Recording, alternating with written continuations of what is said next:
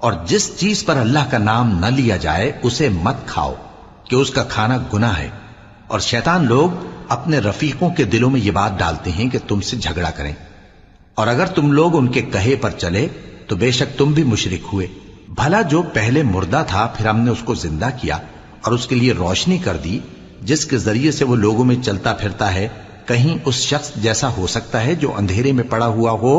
اور اس سے نکل ہی نہ سکے؟ اسی طرح کافر جو عمل کر رہے ہیں وہ انہیں اچھے معلوم ہوتے ہیں، اور اسی طرح ہم نے ہر بستی میں بڑے بڑے مجرموں کو موقع دیا کہ اس میں مکاریاں کرتے رہیں، اور جو مکاریاں یہ کرتے ہیں ان کا نقصان انہی کو ہے اور اس سے بے خبر ہیں۔ اور جب ان کے پاس کوئی آیت آتی ہے تو کہتے ہیں کہ جس طرح کی رسالت اللہ کے پیغمبروں کو ملی ہے جب تک اسی طرح کی رسالت ہم کو نہ ملے ہم ہرگز ایمان نہیں لائیں گے۔ اس کو اللہ ہی خوب